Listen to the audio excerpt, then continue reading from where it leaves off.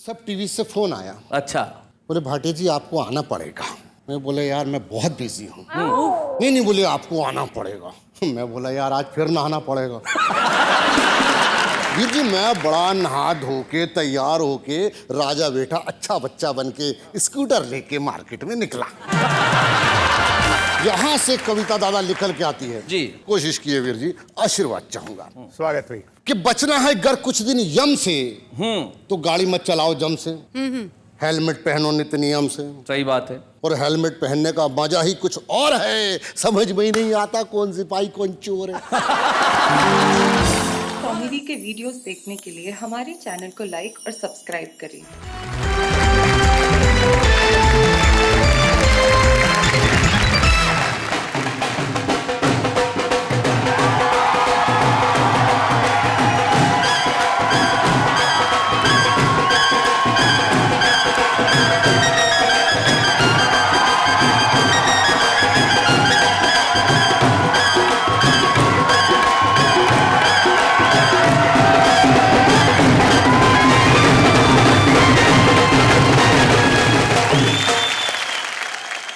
हमारे साथ हमारे 3 कवि मित्र मौजूद हैं जो न सिर्फ कविताएं सुनाएंगे लेकिन सुनाएंगे कुछ ऐसा कि सारी दुनिया के उठेगी वाह वाह क्या बात है।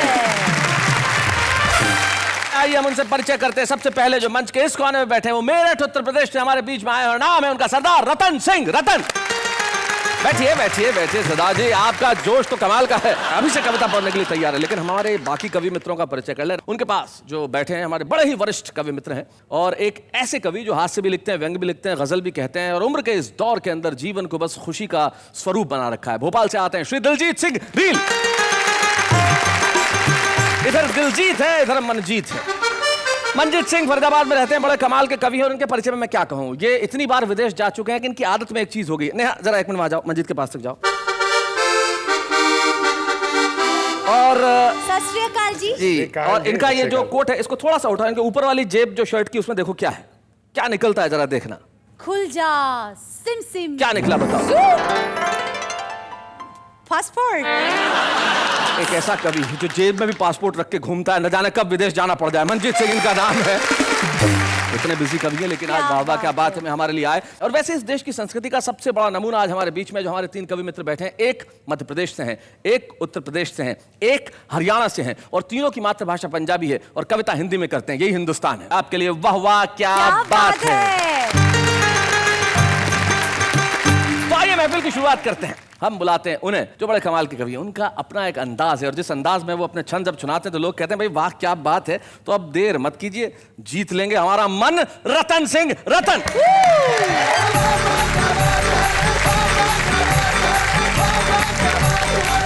आदरणीय भाई शैलेश जी एवं कार्यक्रम के सम्मान श्रोताओं, आपके मध्य पहली बार आया हूँ। उम्मीद है आपका प्यार मिलेगा, मोहब्बत मिलेगी जी। करे जो फूल की रक्षा उसे हम खार कहते हैं, कांटा। वाह। करे जो फूल की रक्षा उसे हम खार कहते हैं, झुका देती है जो गर्दन उसे हम हार कहते हैं। वाह। सदा जो देश की खातिर लगाकर जान की बाजी रखे जो दार पर सर को उसी सरदार कहते हैं। क्या बात है। वाह वाह वाह वाह, बहुत अच्छा। इधर भी सरदार उधर भी सरदार, ऐसे लगता है कि रात में कई कई चांद खिले, कुछ यहाँ खिले कुछ वहाँ खिले। महफिल में 2 सरदार मिले, यहाँ मिले एक वहाँ मिले। आंखों से आंखें मिलते ही कहते हैं मोहब्बत होती है। करने को अखियां 4 मिले, एक यहाँ मिले एक वहाँ मिले। ये तो मैंने अपना गला खोला ताकि आपके हाथ खुल सके। अब मैं हर घटना में कविता लिखता हूँ। मैं मेरठ का रहने वाला हूँ। हमारे बराबर में गंगा जी बहती है। एक बुढ़िया थी साहब, बुढ़िया के बेटे की शादी हो गई। बुढ़िया बोली बेटा भगवान ने इच्छा पूरी करती, गंगा जी नहाया हमें। गंगा जी ने बुढ़िया, बुढ़िया का बेटा और पुत्र वधू तीनों गंगा जी में घुसने से पहले क्या बातें कर रहे थे ये किसी को पता नहीं सिवा मेरे जी। कि पत्नी वे अम्मा गंगा में नहाने चले कि पति बोला तीनों एक साथ नहीं नहाएंगे। वाह। क्यों कि भाग्य दुर्भाग्य बस आप दोनों डूब गई, हमें अकेले किस किस को बचाएंगे। क्या बात है। तो पत्नी ने कहा ना तो चिंता मेरी छोड़ दो, अब बल तो हम कहीं डूब नहीं पाएंगे। और डूबने लगे तो अब अम्मा को बचाना खुद, मुझको बचाने सो जवान कूद जाएंगे। मुझको बचाने सो जवान कूद जाएंगे। फैशन का जमाना साहब जी। एक रोज की बात है साहब, शैलेश जी और मैडम दोनों बाजार जा रहे थे जी। फिर इन्हें किसी को फोन आकर पैसे ले जाओ, बोले मैं फोन सुन लूँ, तुम कुछ कहो। अच्छा मैं मार्केट में चली जाऊँ, चली जाओ। इन्होंने नौकर को लिया, साग सब्जी लेने चल दी। वहाँ क्या बात है, वहाँ मशीन थी जी। वजन तुलाने की, उसमें मैडम चढ़ गई। हाँ मशीन देखिए कि वजन तुलाने की मशीन पे हसीन चढ़ी। मशीन पे हसीन भाई बहुत तो अच्छे, वजन बहुत तुलाने बढ़िया। की मशीन पे हसीन चढ़ी। 5 किलो कम, ये तो वो उठाई जा रहा, वो 5 किलो हुआ कम। 5 किलो कम दे के लगता जिया नहीं। नौकर से कहा कि मशीन है खराब, क्योंकि सही सही भार आज इसने दिया नहीं। हाँ। नौकर ने कहा कि मशीन तो सही है, किंतु एक बात पे तो ध्यान आपने दिया नहीं कि भार भी सही है किंतु लगता है कम, क्योंकि पूरी तरह आज तुमने मेकअप किया नहीं। पूरी तरह आज तुमने मेकअप किया नहीं। और मेकअप करने वाले बहुत जो हैं, मरीज का पड़ा हो वहाँ भी जाते हैं, इतना मेकअप करे जाते हैं कि शो में आई हो जी। आपका डेंगू बहुत फैला। हम एक मित्र को देखने के लिए गए तो वहाँ एक ऐसी आ गई कि मित्र थे बीमार, देखने को अस्पताल गए। अच्छा। मित्र थे बीमार, देखने को अस्पताल गए। शुभ चिंतकों में एक पधार गई मेनका। मेनका। और हालत मरीज की निहारी दोस्तों ने, किंतु दोस्तों को एक संग निहार गई मेनका। वाह जी रतन सिंह और जी। नैनन के तीर मृग नैनी ने चलाए ऐसे, एक बार चला के दिखाओ जरा। कि नैनन के तीर मृग नैनी ने चलाए ऐसे, एक एक वीर को पछाड़ गई मेनका। दोस्त हुआ स्वस्थ किंतु हम हो अस्वस्थ गई। सीने में कटार सी उतार गई मेनका। सीने में कटार सी उतार गई मेनका। और ऐसा आज ऐसी मैडम एक दफ्तर में ज्वाइन किया स्टेनो ने। ये तो घटना हुई, ये क्रिया हुई, पर प्रतिक्रिया देखिए अनेक हुई। अच्छा। नहीं, इस टेनो जब ऑफिस में आई तब ऑफिस के लोग हाय हाय करने लगे। हाय हाय करने लगे। और सीनियर भी जूनियर से बन के दिखने लगे, आते जाते टाटा बाई बाई करने लगे। और जिसके साथ अटैच अफसर के साथ उसका हाल देखिए कि बूढ़े अधिकारी में खुमारी सी चढ़ने लगी। अच्छा। बूढ़े अधिकारी में खुमारी सी चढ़ने लगी। नई पेंट शर्ट यूज टाई करने लगे और झुर्रियां छिपाने क्रीम पाउडर लगाने लगे। बुढ़ापा छिपाने बाल डाई करने लगे। भ्रष्टाचार के ऊपर एक करता है जी कि शहीदों ने मेरे देश को आजाद कर दिया, मेहनत का सोने देश को आबाद कर दिया। अरे बनकर के नेता देश की गद्दी पे जो चढ़े, इन ढोंगियों ने देश को बर्बाद कर दिया। क्या बात है, वाह वाह वाह वाह। कैसे कैसे बर्बाद किया है? सारा देश में भ्रष्टाचार कुर्सी के लिए, कुर्सी पाने के लिए, कुर्सी बचाने के लिए और कुर्सी से हटाने के लिए। बहुत अच्छे। कैसे कैसे हो रहा है? स्वागत। जनता पूछती है हमसे कि तुमने क्या से क्या कर डाला कुर्सी के लिए, छोड़ा ना कोई घोटाला कुर्सी के लिए। कुर्सी के लिए डाका लोकतंत्र पर डाला कुर्सी के लिए। कैसे कि राजतंत्र युद्धों के योद्धा आश्रित थे यंत्रों के, और लोकतंत्र में मंत्र पढ़े सब नेता षड्यंत्रों के। क्या बात है? बन गई विषकन्या अवहाला कुर्सी के लिए, छोड़ा ना कोई घोटाला कुर्सी के लिए। महंगाई इस कदर आसमान चुम रही है और नेताजी कहते हैं हमारे बस की नहीं गिरी। जनता पूछते हैं कि ना कोई पड़ा अकाल यहाँ पर, ना कोई लड़ी लड़ाई। क्या बात है? और इतने पर भी आसमान को चूम रही महंगाई। क्या बात है? निकला जनता का दीवाला कुर्सी के लिए, निकला जनता का दीवाला कुर्सी के लिए।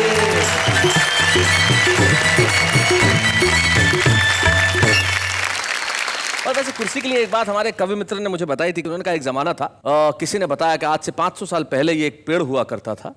उस पेड़ की डाल पे कुछ उल्लू बैठा करते थे। वर्षों बाद इस लोकतंत्र में 21वीं सदी में उस पेड़ को काटा गया, उस पेड़ की कुर्सियां बनवाई गई, उन कुर्सियों को सदनों में भेजा गया और आज भी उन पे उल्लू ही बैठते हैं।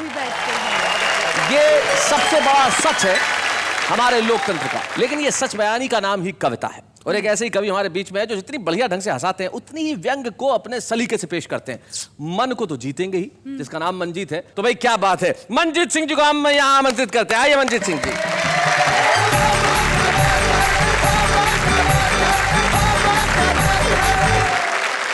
तो मैं व्यंग से शुरुआत करता हूं जी। देखिए, एक छोटा सा व्यंग देखिए आप कि ग्राहक ने 500 का नोट दुकानदार की ओर बढ़ाया। बहुत बढ़िया। दुकानदार ने जांचा परखा और नकली कह के वापस लौटाया।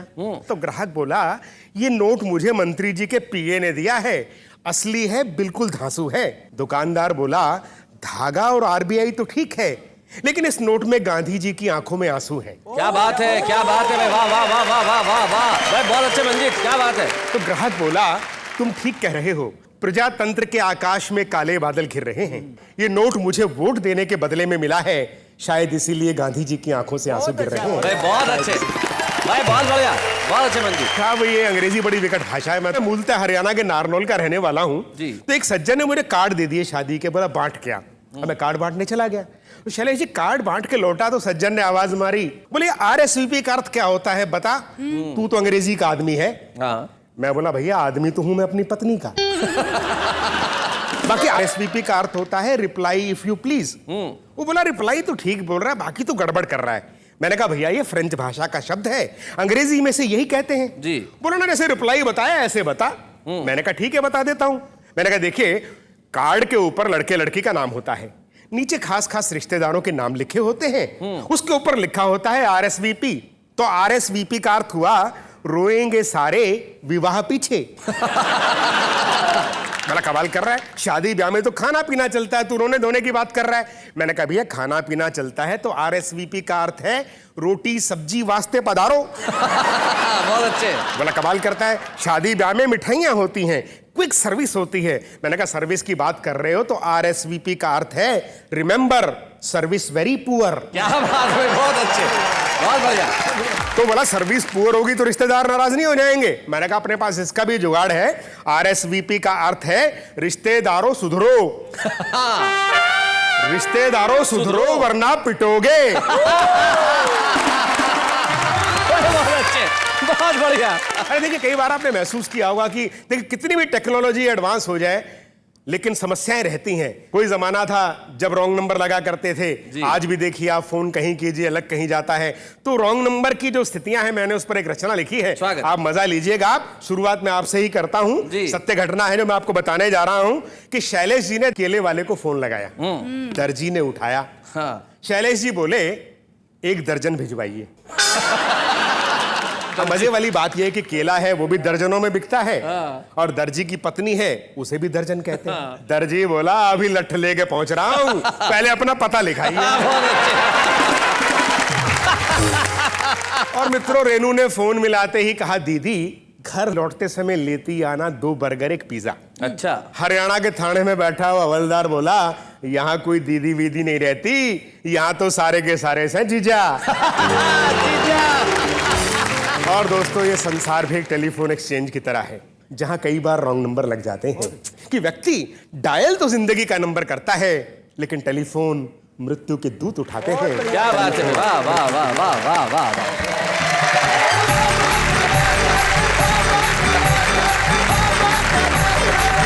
भाई मंजीत सिंह जी आपने कमाल कर दिया। जिंदगी में टेलीफोन और अंग्रेजी दोनों ही बड़ी समस्याएं पैदा करती है। लेकिन ये जो रॉन्ग नंबर का मसला है, मुझे याद है एक साहब ने अपने घर में अपने नौकर को फोन किया, नौकर ने फोन उठाया, बोले छोटू, बोले यस सर, एक काम कर अलमारी खोल। उसने खोल दी, वहां एक रिवॉल्वर पड़ा है, रिवॉल्वर निकाल। उसने निकाल ली, बोले जाके दे मालकिन को गोली मार दे। उसने गोली मार दी। बोले अब क्या करूं सर? बोले कुछ नहीं, दूसरी मंजिल की अपनी बालकनी में जा और उससे इसको नीचे फेंक दे। बोले सर अपन तो ग्राउंड फ्लोर पे रहते हैं। बोले सॉरी रॉन्ग नंबर। अब अगर जिंदगी में इस तरह से रॉन्ग नंबर लग जाए तो जिंदगी बड़ी मुश्किल हो जाएगी साहब। लेकिन कुछ लोग होते हैं जो हर उम्र के अंदर उनका नंबर सही जगह लगता है। एक ऐसे ही कवि, एक ऐसे ही शायर हमारे साथ है, न जाने कितने साल पहले दिलजीत सिंह रील साहब ने कविता पढ़ना छोड़ दिया था, लेकिन बड़े ही आग्रह के बाद बहुत समय बाद दिलजीत सिंह रील साहब आज हमारे बीच में है और मैं चाहता हूं कि वहां आए और अपने अंदाज में कुछ सुनाए। हम लेके आते हैं दिलजीत सिंह रील साहब।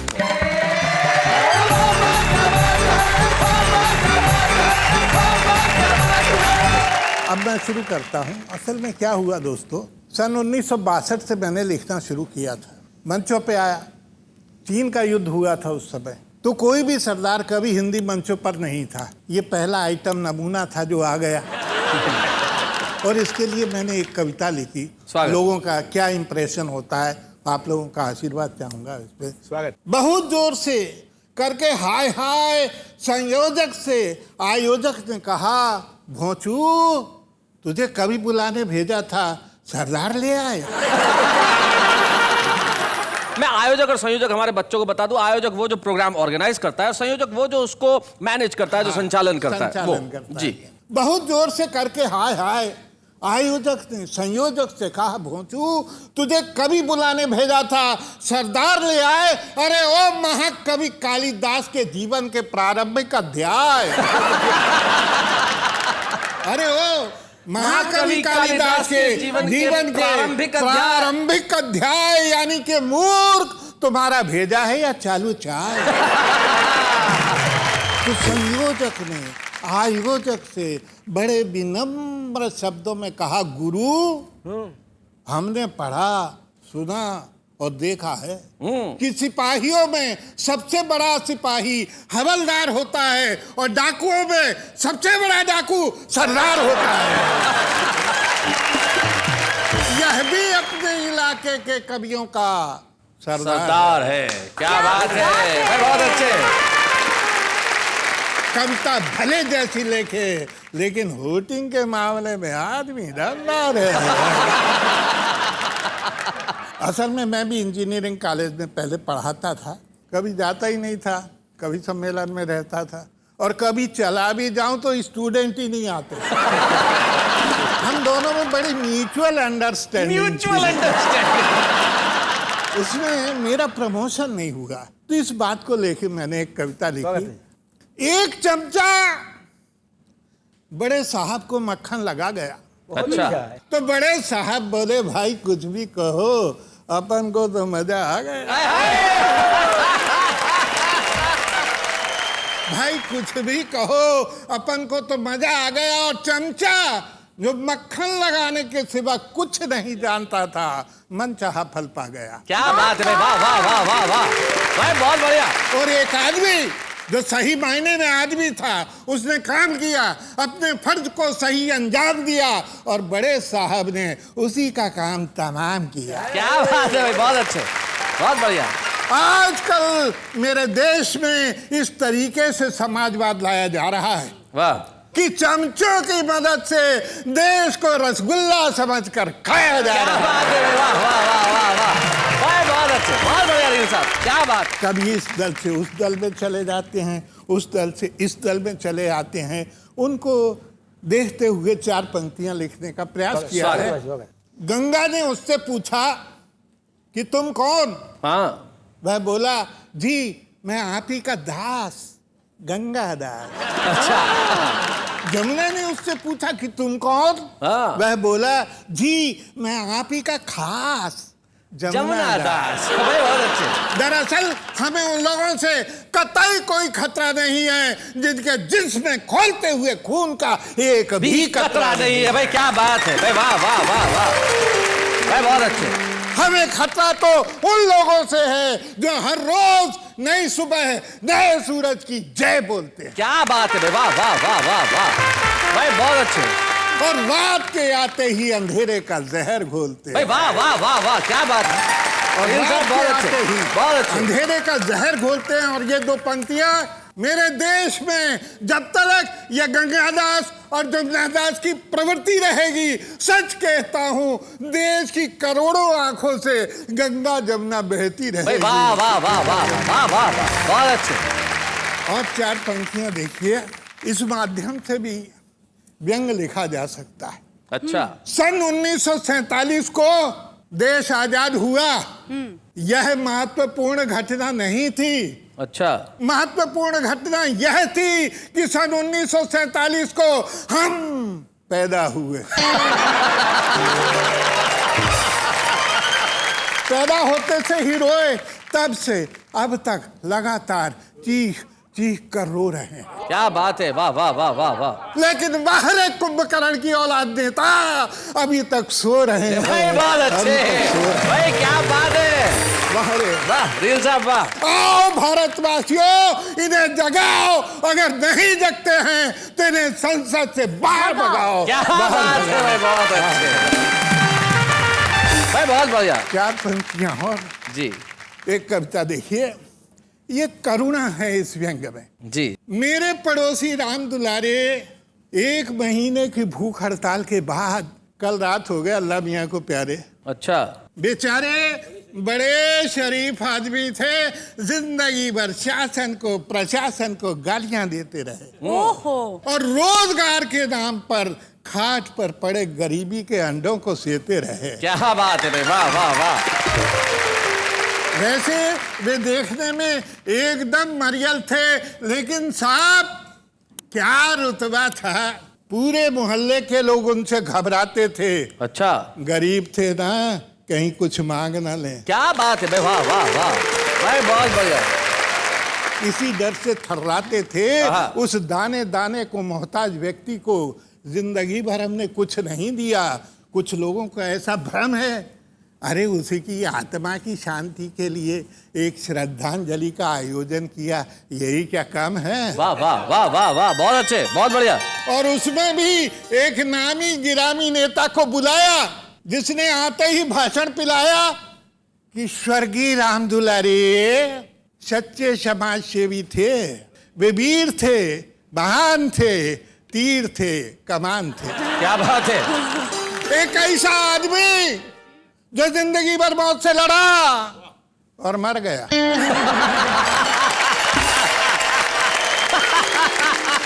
चलो अच्छा हुआ, जनसंख्या तो कम कर गया है। उसके इस महान कार्य के लिए कि मर जाने के लिए मेरी हार्दिक इच्छा है कि उसे मरणोपरांत सोने के पदक से सम्मानित किया जाए।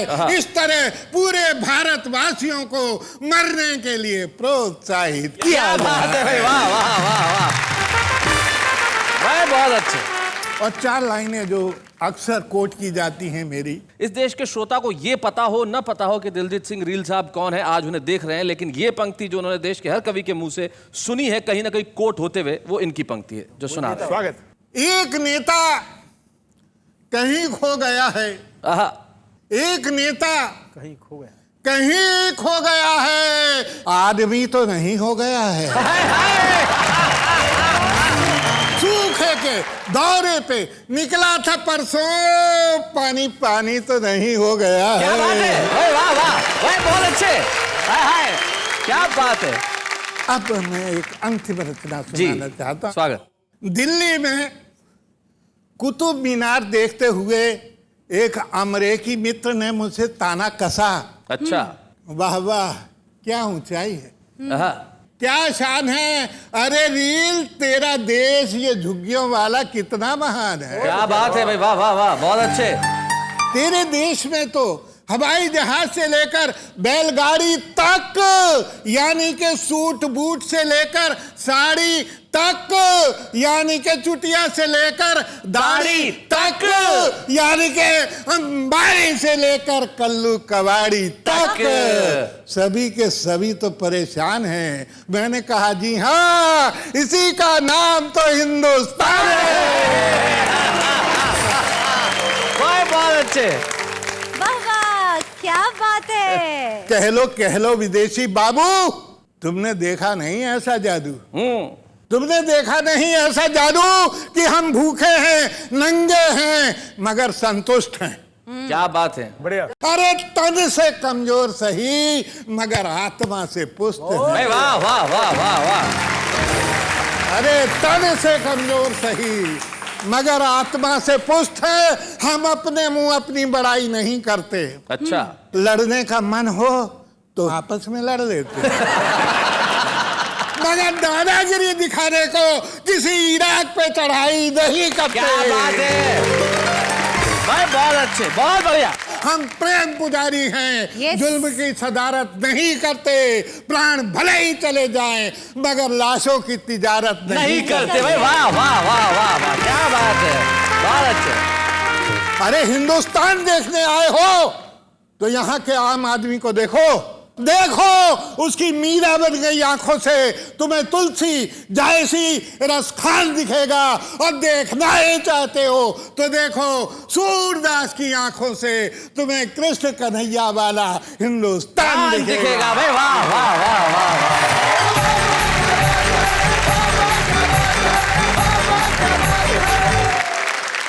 दिल साहब कुतुब मीनार की बात कर रहे थे, मुझे याद आ गई, हमारे हास्य कवि भी देशभक्ति अपने अलग ढंग से निभाते हैं। जैसे ये मंजीत सिंह, मुझे याद है एक बार विदेशी इनसे एक मिलने के लिए हिंदुस्तान में आगे घुमाने लेके जाओ, ये ले गए सीधे आगरा ताजमहल और बताया, बोले ये देखो ताजमहल। तो उसने पूछा कितने सालों में बना?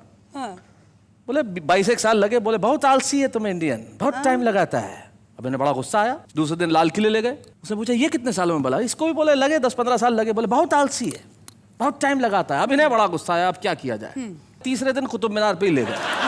बोले ये देख। अंग्रेज ने कहा ये बहुत अच्छा, ये कल क्यों नहीं दिखाया? बोले रात को ही बनवाई है। क्या बात है Shailesh ji, I am so happy. अब कहाँ से रील्स आपको ढूंढ के लाए? क्या बात है। रील साहब तो 20 साल पहले कविता पढ़ना छोड़ चुके थे, छुप गए थे। लेकिन सूरज कितनी भी कोशिश कर ले छुप नहीं सकता। जैसे हमारे आम आदमियों में भी प्रवृत्ति है कि वो कविताएं लिखते हैं। अब वो भले ही घर में बैठ के लिखते हो, लेकिन हम उन्हें ढूंढ ही लेते हैं। हमारा कैमरा पहुंच जाता है उन तक। देखते हैं कैसे, जरा देखिए। डर से डरो नहीं, जस्ट फाइट इट। डर से डरो नहीं, just fight it. Hi, I am Rajinikanth. Minded. महंगाई के इस दौर में करना पड़ता है अपने खर्चे पर काबू। महंगाई के इस दौर पे करना पड़ता है अपने खर्चे पर काबू। एक चुटकी सिंदूर की कीमत तुम क्या जानो रमेश बाबू। नाच मेरी बुलबुल तुझे पैसा मिलेगा, नाच मेरी बुलबुल तुझे पैसा मिलेगा। हम CID से कोई अपनी जगह से नहीं लेगा।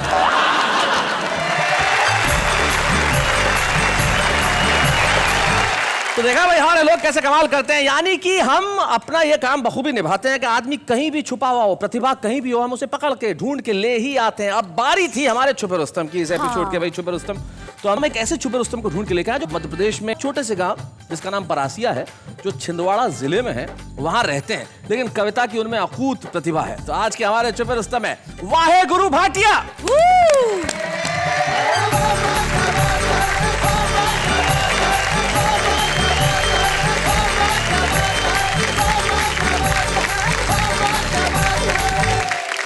भले ही जमाने को दिखाने के लिए, पर हौसला चाहिए मुस्कुराने के लिए। आहा आहा, क्या बात है। इस जमाने के सितम का क्या गम करें वीरा, इसे तो बस मौका चाहिए रुलाने के लिए। वाह वाह वाह वाह, सही कही। दादा शेर देखो। आइए आइए दिखाइए सर। स्वागत। शेर देखो, शेर को देखो। शेर देखो, शेर देखो दादा, शेर देखो। जी जी शेर। दीदी शेर देखो। दीदी दीदी शेर देखे।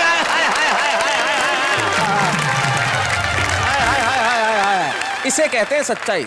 इसके जिंदगी से भी और इनके दिल से भी दूर यूं छल गया, आखिर इन्हें भी इनकी उम्र का पता चल गया। दीदी। Okay okay. सर मुझे सब टीवी से फोन आया। अच्छा। बोले भाटिया जी आपको आना पड़ेगा। मैं बोला यार मैं बहुत बिजी हूँ। नहीं बोले आपको आना पड़ेगा। मैं बोला यार आज फिर नहाना पड़ेगा। वीर जी मैं बड़ा नहा धो के तैयार होके राजा बेटा अच्छा बच्चा बन के स्कूटर लेके मार्केट में निकला। यहाँ से कविता दादा निकल के आती है। जी। कोशिश किए वीर जी, आशीर्वाद चाहूंगा। स्वागत भाई। कि बचना है अगर कुछ दिन यम से, तो गाड़ी मत चलाओ जम से। हेलमेट पहनो नित्य नियम से। सही बात है। और हेलमेट पहनने का मजा ही कुछ और है। समझ में ही नहीं आता कौन सिपाही कौन चोर है। एक टायर वाले की दुकान पे घटना घटी। अच्छा। एक साथ आके रुकी दो फटफटी मोटरसाइकिल। एक टायर वाले की दुकान पे घटना घटी। दीदी मोटरसाइकिल आपके साथ एक साथ आके रुकी दो फटफटी। इत्तेफाक दोनों गाड़ी और हेलमेट का एक जैसा था रंग। दोनों लेके निकले थे अपनी अपनी बीवी को अपने अपने संग। इत्तेफाक पे दोनों का पिछला टायर था दबा। बोले गणेश पंचर थोड़ी थोड़ी भर दो हवा। दोनों की बीवियां गाड़ी से गई उतर, उसने भी दी गाड़ी में हवा भर। बस यही घटना एक नया उद्यम कर गई। बैठते वक्त दोनों की बीवियां बदल गई। हेलमेट के कारण हो गया सब घोटाला। एक निकल लिया दादर, दूसरा निकल लिया वडाला। भैया बीवी बदले तो बदले, पर नियम नहीं तोड़ेंगे कसम से। हम हेलमेट लगाएंगे नित्य नियम से। हम हेलमेट लगाएंगे। क्या बात है। ज्यादा चिकनगुनिया खूब फैला था। चिकनगुनिया जी। इस कविता को मैंने वहां से उठाने की कोशिश की। आपका आशीर्वाद चाहूंगा वीर जी। स्वागत। तो कल रात मच्छरदानी में मैंने एक मच्छर को पकड़ा, अपनी उंगली में जकड़ा। मैंने कहा हे जलियां वाले बाग के जनरल डायर, चिकनगुनिया और मलेरिया के होल सोल सप्लायर, आप हम गरीबों को क्यों काट रहे हैं? तरह तरह की बीमारियां क्यों बांट रहे हैं? अरे काटना ही है तो उन गद्दार नेताओं को काटो जो देश का गला काट रहे हैं। वाह वाह वाह, बहुत अच्छा। मच्छर बोला सरदार जी पहले ढीला करो यार। पहले ढीला करो यार। खूब टाइट पकड़ लिए, मैंने मच्छर को ढीला किया, मच्छर ने अपनी कोट पैंट टाइट ठीक किया और बोला सरदार जी, ओ भाटिया जी, ओ वाहिगुरु जी, उन गद्दार नेताओं को हम तो क्या हमारे बच्चे ही निपटा के आ जाएंगे, मगर उन्हें काटने से कहीं हमें मलेरिया हो गया। हाय हाय हाय हाय हाय हाय हाय, क्या बात है भाई, बहुत बढ़िया। तो क्या आप हमें बचा पाएंगे? बढ़िया बढ़िया। उन गद्दार नेताओं को मरवाना है, उनको सबक सिखाना है, तो दिल्ली से उठाइए, मुंबई ले जाइए और वहां के कार्यक्रम में सामने बिठाइए और कवियों को बोलो शुरू। कवि शुरू हो जाएंगे। भ्रष्टाचार, गरीबी, मक्कारी वगैरह वगैरह सब पर इतनी कविता सुनाएंगे कि इनकी आंखों का शर्म का पानी तो मर चुका है। देख लेना ये नेता खुद चिल्लू भर पानी में डूब के मर जाए। वाह वाह वाह। थैंक यू दोस्तों। आज से आप सारी दुनिया में जाने नहीं जाएंगे, जाने जा चुके हैं। तो हम चाहते हैं वाहिगुरु भाटिया जी, आप आज छुपे रुस्तम बन के आए हैं, कल को हम चाहते हैं कि आप वहां बैठें और कविताएं सुनाएं और सारा देश आपके लिए कहे वाह वाह क्या बात है वाहिगुरु। Thank you sir. चाहे बूढ़े हैं, नर है या नारी है, हंसी देने वालों के सब ही आभारी है, कविता सुनाने वाले अब सबके साथ है। क्या बात है। आपको पता है कौन आने वाला है? नहीं पता। शैलेश जी बताते नहीं, बताइए ना प्लीज कौन आने वाला है? देखिए बहुत सीनियर कवि आ रहे हैं अब।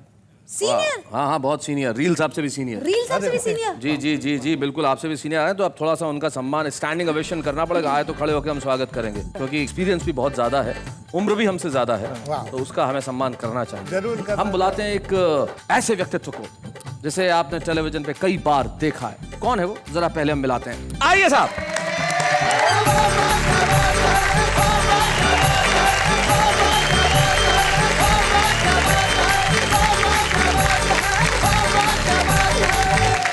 बैठिए बैठिए, ये है तारक मेहता का उल्टा चश्मा में आपने देखा होगा टप्पू सेना के बड़े ही प्यारे से क्यूट से गोगी, यानी कि समय शाह। हम जोरदार तालियों से स्वागत करते हैं इनका। और भाई ये सीनियर है, मैं साबित कर सकता हूँ। हम लोगों की उम्र बीत चुकी है, लेकिन जो बची हुई उम्र है वो इसकी हम सबसे ज्यादा है। क्या बात है शैलेश जी। हम लोगों ने अपने अपने अनुभव ले लिए, लेकिन जो अनुभव इसको लेने हैं वो हमसे कई गुना ज्यादा, इसलिए हम सबसे सीनियर है समय शाह। भाई वाह क्या बात है, क्या बात है। Hello uncle, hello hello hello hello, सत श्री अकाल। सत श्री अकाल। मुझे तो कविता आती नहीं है, पर मुझे किसी से सुनाई है। अच्छा मैं वो सुनाऊं? हाँ सुना दो सुना दो सुना दो। भगवान ने ये जमीन बनाई, अच्छा भगवान ने ये जमीन बनाई, बाकी सब मेड इन चाइना। और दूसरी भी है, वो सुनाओ। हाँ हाँ हाँ बिल्कुल बिल्कुल बिल्कुल। प्यार हमें इस मोड़ पे ले आया, आहा इतनी देर से करे बस ही नहीं आ रही। बेटा इस कविता को मैं थोड़ा सा बदल भी देता हूँ। अगर हमारी उम्र में लिखते तो क्या लिखते हैं? क्या? कि प्यार हमें इस मोड़ पे ले आया, इतनी देर से खड़ा हूं पर बस में ही नहीं आ रही। तो ये कविता का बस छोटा सा फर्क है। इसके अलावा कोई कविता याद है बेटा तुम्हें? हाँ एक है। एक है? हाँ। तो सुनाओ। मोटू राम दिन भर खाए जाए जाम, पेट को ना दे जरा आराम। मोटू राम स्कूल जो जाए, मोटू राम दोस्त सताए खुले आम। मोटू तू है तेंदू राम, हमारी कमर तेरा गोदाम। मोटू राम रोते घर जाए मोटू राम, सर उठा ले पूरा धाम। माँ पूछे करे छोटू राम, मत रो बेटा खा ले आम। जब जब रोते मोटू राम, तब तक खाते जाए आम। और करे ना काम न धाम, मुतियाते जाए मोटू राम। एक दिन पेट में उठा सांप, डॉक्टर के पास मोटू राम। सुई लगी चिल्लाए हाय राम, तब जाने सेहत की दाम। अब तो रोज करे व्यायाम, धीरे धीरे घटा वजन, पुतले हो गए मोटू राम। भाई क्या बात है, बहुत अच्छे। शैलेश जी, क्या बात? रोशन भाभी ने कविता सिखा के भेजा इसको। क्या बात है गोगी, भाई तुमने कमाल कर दिया। हम उस उम्र में है जहाँ पे आदमी या तो योगी होता है या रोगी होता है, लेकिन योगी और रोगी के बीच में गोगी ने आके जो कविताएं सुनाई है, उससे लगता है कि आने वाली पीढ़ी बड़ी लाजवाब होगी। Thank you Gogi.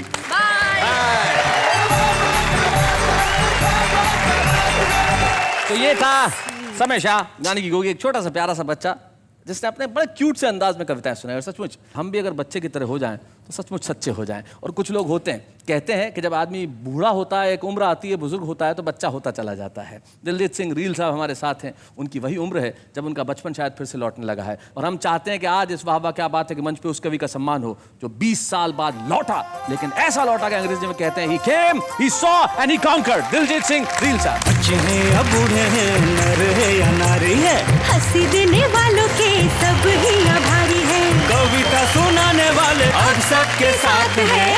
क्या बात है। जैसे कि परंपरा है, जब हम जिस व्यक्ति का सम्मान करते हैं तो उनके परिवार का कोई ना कोई सदस्य यहाँ उपस्थित होता है। हमें बड़ी खुशी है कि आज दिलजीत सिंह रील साहब की पुत्री जसप्रीत यहाँ पे उपस्थित है। हम चाहते हैं वो यहाँ पे आए। क्या हाल है जसप्रीत आपके? बढ़िया। अच्छा, रील साहब तो बड़े कवि हैं, बड़े शायर हैं। कविता सुनाते हैं कभी? बहुत कम। कभी कभी डांटते हैं? बहुत डांटते थे। किस बात पे डांटते हैं? जब मैं खेलता था उनकी जब बुलाते थे वो तो मैं उनका बात नहीं सुनता था। अच्छा। तो वो बहुत गुस्सा हो जाया करते थे। फिर मनाना बहुत मुश्किल हो जाता जब इन्हें गुस्सा आता था। मनाना मुश्किल हो जाता है? फिर कैसे मानते थे अल्टीमेटली? मम्मी से बोलता था कि मम्मी प्लीज पापा को बनाओ। How sweet, हाँ how हाँ हाँ, sweet फिर is मम्मी मना that? लेती थी? बिल्कुल। क्या बात है रील साहब, मतलब अभी भी आप आंटी से मान जाते हो। तो आज का एपिसोड था जुनून के नाम, उत्साह के नाम, उमंग के नाम, जोश के नाम, मस्ती के नाम, धमाल के नाम। और मैं जानता हूं कमाल हो गया, धमाल हो गया और आप सभी को घर कविताओं से माला माल हो गया। तो इन कवियों के लिए एक बार जोरदार तालियां बजाइए।